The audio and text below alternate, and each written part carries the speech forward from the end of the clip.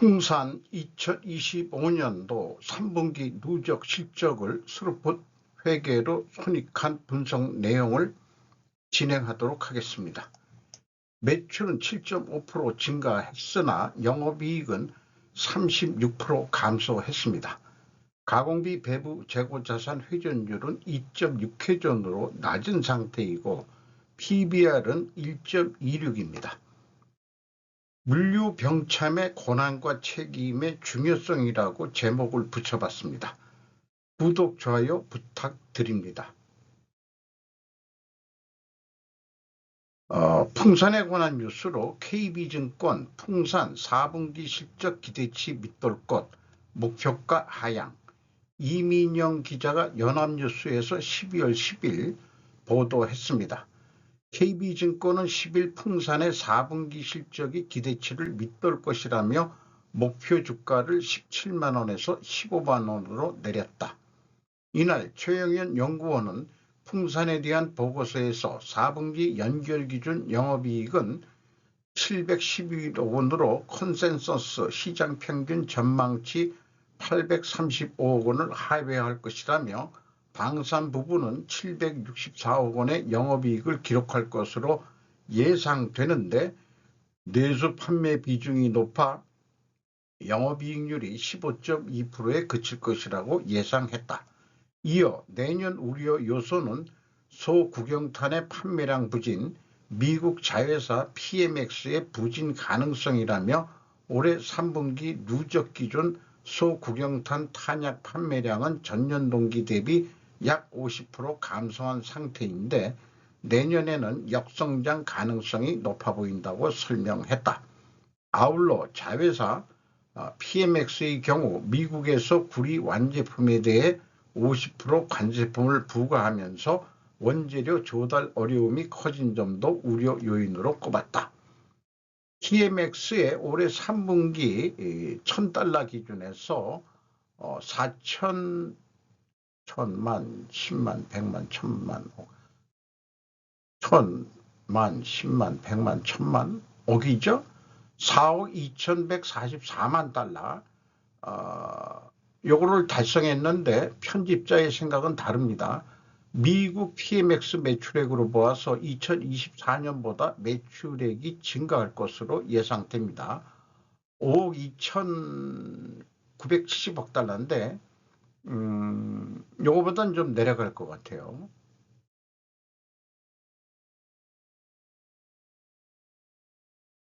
아니 올라갈 것 같아요. 자, 원가 회계 손익으로서 매출이 2조 7,117억 원 달성해서 7.5% 증가했습니다. 가공비 배부 재고자산은 16.7%가 증가했습니다. 매출 원가는 11.7% 더 높게 증가했기 때문에 매출 총이익 떨어졌고요. 총이익률로도 3.3% 하락했습니다. 판매관리비 7.5% 증가했습니다. 그 결과 영업이익은 1,751억 원으로서 전년 3분기보다 29%가 감소하게 결산이 됐습니다. 영업이익률 6.5%로 3.3% 하락했습니다. 제가 기업 소설을 쓴다면은 다음과 같이 한번 설명해 볼 수 있을 것 같습니다. 생판회의란 건 생산과 판매 회의의 약자입니다. 영업은 영업이익 하락 원인 분석으로 원재료 가격 상승으로 돌렸다. 물류는 제품 생산이 증가하여 재고가 늘어 실제적으로는 영업이익이 더 줄었을 것이라고 생판회의에서 생산과 물류가 갈등 대립을 일으켰다. 재고의 증가는 이익의 증가로 나타나는데 이 위의 산식대로 재고가 증가했기 때문에 많은 금액이 빠지니까 매출 원가가 줄었는데도 불구하고 29%의 영업 이익이 감소했다면 실질적으로는 더 감소했을 것이다 라고 물류가 의견을 제시해 가지고 생산 부문에서 째려보는 그런 상황이 연출이 될 것 같아요. 어, 손익계산서의 풍사는 기타 수익에 대해서 그 자세하게 그 손익계산서에 직접 다 표현했습니다. 어떻게 그 영업의 기타 수익이 있느냐, 이런 이유들이 있습니다. 배당금 수입, 수입임대료, 당기손익, 공정자산 측정, 금융자산 처분이익, 평가이익, 외환차익이 있고 외화 환산이익이 있고 유용자산 처분이익이 있고 파생상품 거래이익이 있고 파생상품도 또 평가이익이 있습니다. 자비이익도 있고 기타 비용은 여기서도 그 공정가치 측정 금융자산 처분 손실이 있고 평가 손실이 있고 외환 차손이 일어나기도 하고 외화 환산 손실도 일어나 기부금 나간 거를 여기다가 표현하네요. 영업비용이 아닌 모양입니다. 유형자산 처분 손실, 무형자산 처분 손실 뭐 이런 게 있고 파생상품 거래 손실 이런 등등이 영업의 손실로 집계가 되고 있네요.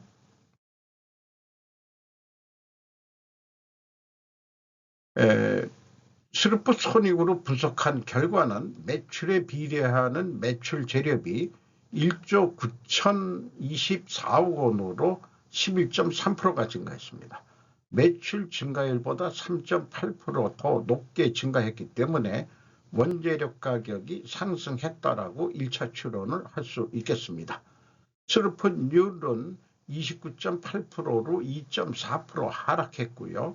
운영경비는 13.5%가 증가했는데 현장 가공비는 15%더 높게 증가했습니다.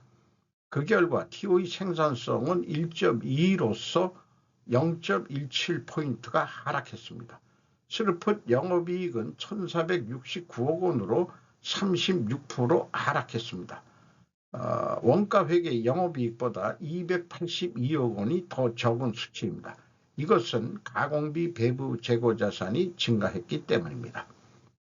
생산은 원재료 가격 상승에 의한 상승은 맞지만 매출원가가 영업에서 고객과 원재료 연동계약을 강화했어야 하지 않느냐고 맞대응을 합니다. 영업은 공장장이 한번 영업을 해보라고 맞받아칩니다. 당신이 영업을 해봐. 그게 쉬운 줄 알아? 이런 얘기겠죠.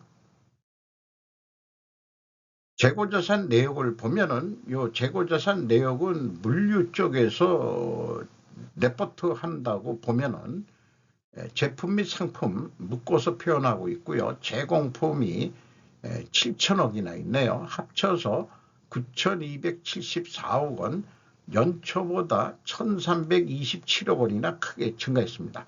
그러니까 현재 제품화는 안 됐지만은 곧 제품으로 만들어질 게 생산 공장에서 열심히 지금 생산하고 있다는 얘기죠. 재고가 더 증가할 것 같아요. 전체 재고 자산은 1,628억 원, 원재료가 276억 원 증가했습니다. 손상 차손 누계액이라고 표현하고 있는데 일반 회사들은 재고자산 평가 손실 또는 환입액이라고 표현을 하고 있습니다. 플러스 37억 9,600만 원은 요거는 평가 손실을 얘기하고 마이너스로 표현될 때에는 환입이 의미합니다. 기말에서 기초를 빼는 방식일 때 이렇게 나타납니다. 풍사는 제공품 비중이 높다. 생산 공정이 긴 것일까? 일반적으로 재고자산 평가손실 환입으로 표기하는 것을 풍사는 독특하게 손상차손으로 표기하고 있다. 플러스 손상차는 환입, 마이너스는 손상차손 증가로 인식된다. 그것은 제가 아까 구두로 말씀드린 거하고 반대로 제가 얘기를 했네요. 맨날 이게 제가 헷갈려가지고 현금 흐름표하고 반대로 나타나니까 수정을 하겠습니다. 플러스는 손상차손이 환입이 됐다. 평가 손실이 환입이 됐다. 그리고 마이너스는 손실이다. 나중에 다시 확인해 보죠. 그러니까 평가 손실액이 컸었는데 줄어들었으니까 환입된 게 맞겠죠.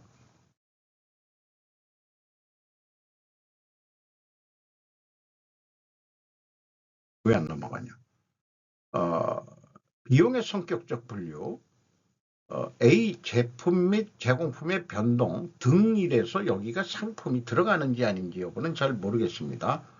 마이너스 1379억 원 재고가 증가했다는 뜻이고요.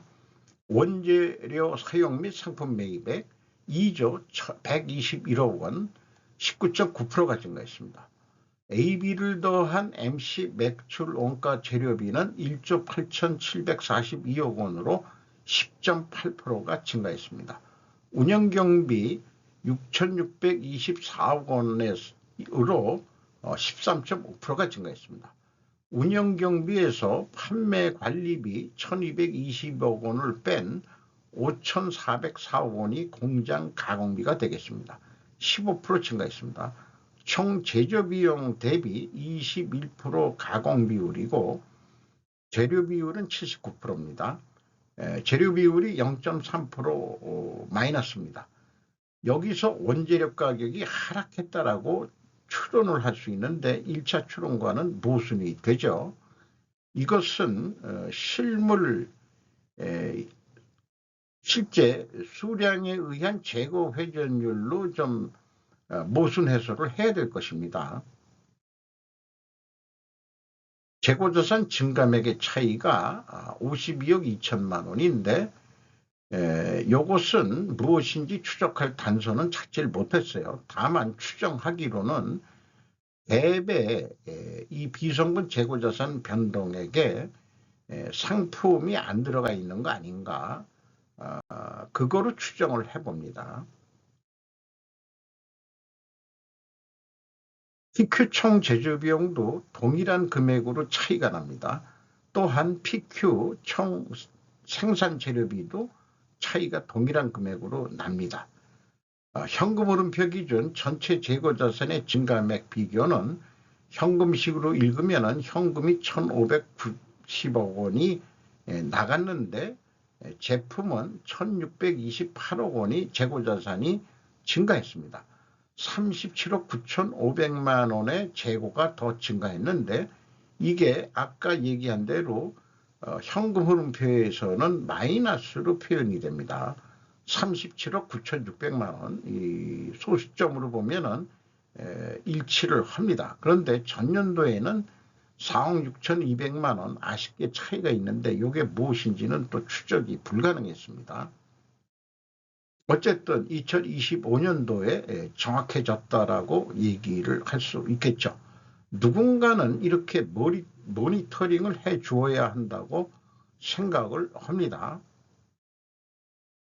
원가 회계하고의 영업이익 차이 281억 5,200만 원은 PQ 매출 원가 재료비와 매출 재료비의 차이액과 동일한 금액이고 이 금액은 재고자산 증가액, 가공비 배부 재고자산 증가액에서 가공비율을 곱하면 281억 5,200만 원의 차이가 나는 것을 검증할 수 있겠습니다. 운영경비로서 인건비가 2,282억 원이 집행이 됐습니다. 전년보다 8.9% 증가했고요.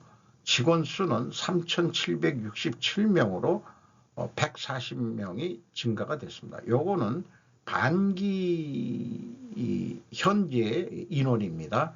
연간 평균 임금은 8,080만 원으로 예상이 됩니다. 4.9% 전년보다 상승할 것으로 예상이 됩니다. 물류 비용만 주요 변수로 좀 가져왔습니다.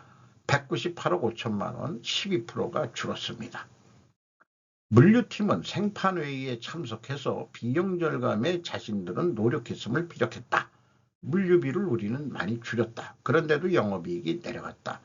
또한 원재료 가격이 상승하고 가공비가 상승해도 영업 증가 이익을 위해서는 가공비 배부 재고자산의 회전율을 높여야 한다고 또한 물류에서 주장을 했다. 그러기 위해서는 생산 영업 물류 공동의 목표를 설정해야 한다고 피력했다.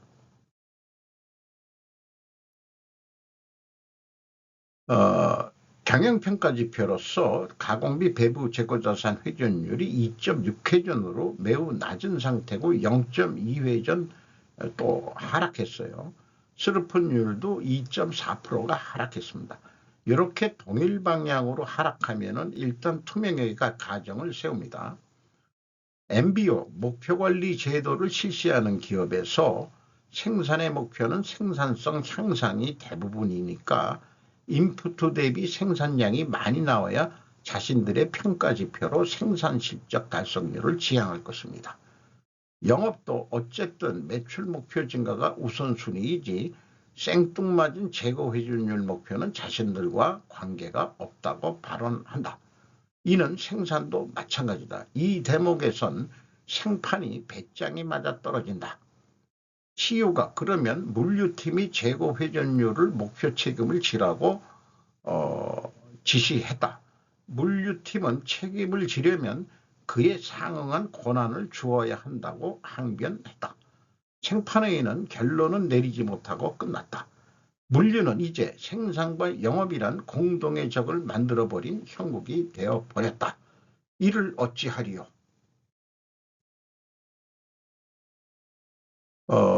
이 표, 템플릿 표는 스루풋회계 필요성의 대두를 위해서 제가 작성한 건데 풍산 거를 소개하면서 이거를 시간을 들여서 논리적으로 한번 말씀드려 보겠습니다.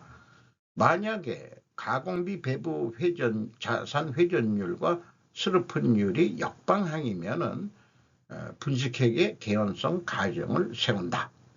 왜냐하면은 스루풋 재료비는 가공비를 배부하지 않고 매출에 비례하는 원재료 비용이기 때문이다. 이것이 근본적으로 차이가 있기 때문에 최종적으로 스루풋 회계로 손익분석의 필요성이 대두가 돼야 된다는 게 이제 제 논리고요. 스루풋과 코스트 프로피트 원가 영업이익의 비교를 해보면은 일반 상식은 매출 수량 증가에 따라 매출액이 증가하면 재고가 감소한다는 것이다. 그러나 원가회계 매출 원가는 재고가 증가하면 매출 원가가 줄어들어 영업이익이 증가하는 모순을 보여줍니다. 이것이 분식회계를 유혹하는 핵심이다. 국가 수준도 재고가 증가하면 GDP가 상승했다는 긍정적 지표이다. 그러나 현실 속에서 중국은 과잉 생산의 덤핑 수출로 분명히 망할 것이다. 절대 하지 말아야 할 것은 덤핑이다. 스루풋은 매출이 증가하면 재고가 감소한다는 일반 상식이 통하는 회계입니다. 자, 두 가지 경영평가 지표가 다 같이 하락했기 때문에 회계 투명성 가정을 세우고 이를 입증하기 위해서는 원재료 가격이 상승하고 판매 가격은 거꾸로 인하가 되어야 됩니다. 또한 필연적으로 존재할 다른 증거라면 수량에 의한 재고 회전율도 하락했어야 할 것입니다. 자, 그러면은 원재료 가격이 상승했느냐?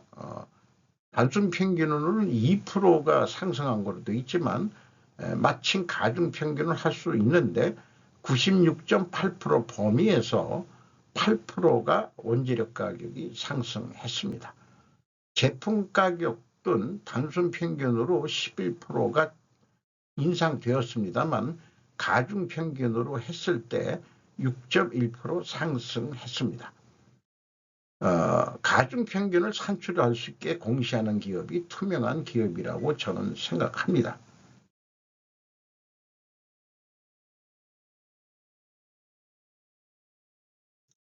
또 참고적으로 원재료 매입액 및 매출액 비중 그 비율을 가중 평균하기 위해서 이렇게 공시를 했기 때문에 제가 가져올 수 있었던 거예요. 원재료 매입액이 전기동, 아연, 니켈, 스크랩, 주석, 인동, 납 등 이렇게 해서 1조 6,560억 원을 구매를 했습니다. 요거를 비교할 만한 것은 없어요. 그래서 아까 그 재고자산 명세 원재료의 입고 출고 금액이 기술이 되는 IMF 인벤토리 매니지먼트 플로우 그 양식에 의해서 다 공개를 해야 되지 않겠나 싶습니다. 매출액은 제품별로 이렇게 얘기했는데 여기도 이제 매출 비중이 있습니다. 판과 판대, 대를 보통 부스바라고 그러고요. 판을 프레이트라고 부릅니다. 소조는 동전 만드는 건데 요즘 우리 동전 많이 안 쓰죠. 어쨌든 토큰 뭐 이런 용도인데, 그리고 군용탄, 스포츠탄 이거가 이제 매출 비중이 꽤 많네요. 28.6%. 합계 금액이 2조 7,117억 원, 손익계산서 매출액과 일치하게 딱 했습니다. 이렇게 비교할 수 있는 게 있어야 됩니다.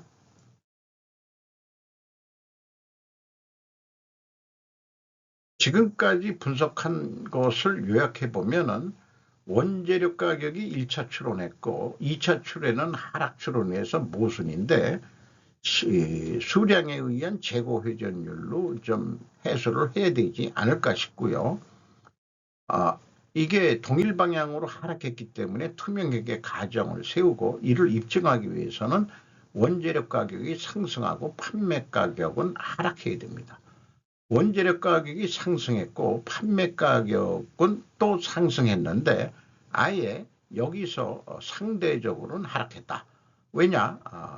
원재료 가중 평균으로 8%가 상승했으면은 최하 6.3% 제조 원가 비율 그대로 다 적용한다고 해도 6.3%가 인상이 돼야 똔똔인데 6.1%밖에 올리질 못했으니까 영업이익이 하락한 거 아니냐, 이렇게 이제 최종 얘기를 할 수 있겠죠.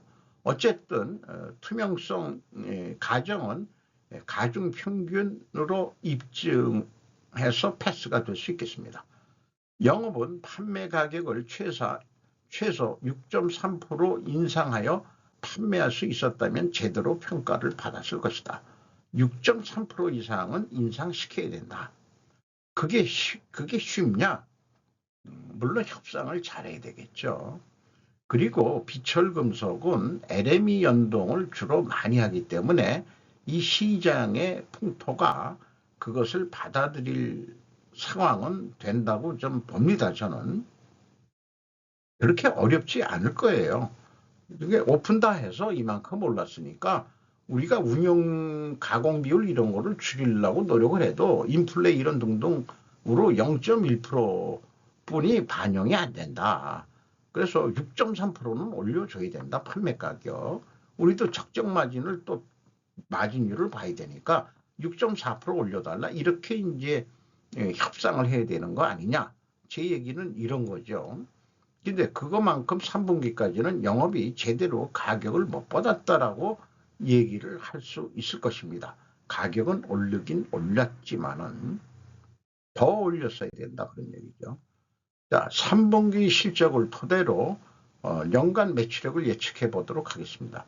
스르프 퇴계는 두 가지 변수면은 충분하고 이것은 두 개가 다 필요한 게 아니고 상호 보완적인 거로 필요한 것입니다. 3분기 실적을 통해서 운영경비 기준으로 해서 1 더하기 25% 보통인데 제가 왜 30% 업했냐고 그러면은 12월 달에 전기동 가격이 최고치로 올랐다고 하기 때문에 아마 물량 사재기가 미리미리 있지 않겠냐, 그런 게 있어서 30% 업했습니다. 재고도 30% 업했습니다. 이 두 가지 합한 금액을 슬픈율로 나누면 3조 5,253억 원 할 것으로 예상이 됩니다. 또한 이 금액은 매출 재료비 기준에서 여기 30%를 올렸으니까 1 더하기 30% 해서 재료 비율로 나누면 동일한 금액으로 예측을 해낼 수 있겠습니다. 이렇게 상호 보완적으로 확인해 볼 수가 있겠습니다. 원가 회계는 이렇게 할 방법이 없어요. 제가 머리를 꽁꽁 아무리 굴려봤는데 총 제조 비용까지 다 해봐야 한 가지 방법론뿐이는 나오지가 않더라고요. 제 머릿속으로는. 자, 그래서 사업계획 최종 목표를 3조 5천억 원으로 잡았다. 예상 이익은 1657억 원이다. 그런데 계획은 2천억 가까이는 좀 내야 되지 않겠냐고 CEO가 요구를 한다면은 어떻게 실행할 거냐. 연간 재고 회전율이 3.5회전이면은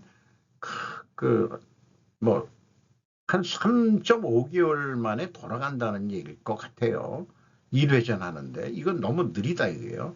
어쨌든 획기적으로 금방 올릴 수는 없으니까 3.7회전 해서 6.6%도 노력을 좀 도전적인 목표로 해서 달성해 보자.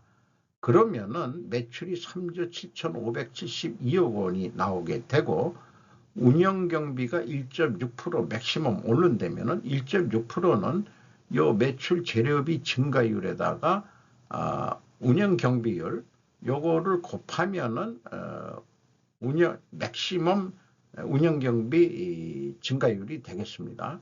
그래서 운영경비가 증가하더라도 영업이익은 2,464억 원까지 이익을 올릴 수 있을 거라고 생각합니다.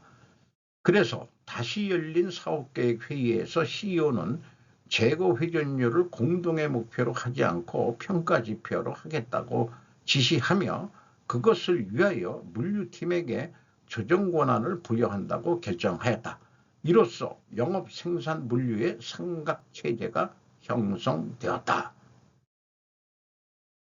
옛날에 물류보기를 우습게 봤는데 현대전에 와가지고는 그게 바뀌고 있는 거라고 저는 생각을 합니다. 주가는 10만 4,300원, 5만 1,100원이 상승이 됐습니다. 연초보다. PBR은 1.26 상태로서 60%가 상승했습니다. 주주 내역은 풍산홀딩스가 38%, 연금공단이 8.57%, 외국인이 18.61%를 가지고 있는데 JP 모간이 눈에 띕니다. 아까 말씀드린 대로 기업의 핵심 세계 부서라고 한다면은 영업이익까지 영업 생산 물류의 그 삼각 체제가 잘 협동이 돼야만이 기업이 지속적인 성장을 할 수 있을 거라고 믿습니다. 이 가운데 삼각형이 조정 장치라고 볼 수가 있겠습니다. 물류가 가공비 배부 재고자산 회전율 상승을 위한 조정 기능 권한과 책임을 갖는 체제 형성을 하기 바랍니다. 현대전은 물류, 로지스틱 병참 전쟁이라고 해도 과언이 아니다. 원재료는 현금 유동성 안전선 안에서 최대한 확보하면 할수록 좋은 것이다. 특히 국제 가격이 상승할 때는 더욱 그렇다. 풍산은 MTA 생산 방식으로 해야 한다. Make to Available이라는 약자입니다. 재고 버퍼의 상황에 따라 생산량 조절을 한다. 영업은 항상 최대 매출을 위해 노력한다. 이렇게 되면은 더 좀 성과가 좋아지지 않겠는가 그렇게 생각을 합니다. 그래서 풍산의 경우는 적기 생산과 계획 생산에서 계획 생산이 주 종일 텐데 MTA 이 방식으로 실물 재고의 버퍼를 안전 버퍼를 두고서 이것이 재고가 빨간 선까지 내려오면 생산을 더 빨리 하세요. 또 재고가 이 녹색 선까지 너무 높게 유지가 된다면 생산량 조절이 좀 필요합니다. 물론 영업한 때 푸른색이 있을 때는 영업한 때 또 닥달거려야 되겠죠. 아니 지금 또 좀 판매 좀 해봐. 응? 수출처를 또 좀 확보하든지 등등 뭐 여러 가지 또 영업 전략 전술이 나올 수 있겠죠. 이렇게 생각을 합니다. 제가 원가 회계라는 거인의 어깨 위에 올라서서 스루폿 회계를 나름대로 구성한 실전 분석을 하는 과정을 이런 6단계의 표를 통해서 제가 정리를 해본 내용입니다. 스루폿 회계가 21세기 골든 회계로 명명이 되기를 기대하면서 풍산에 대한 스루폿 손익분석을 마치도록 하겠습니다.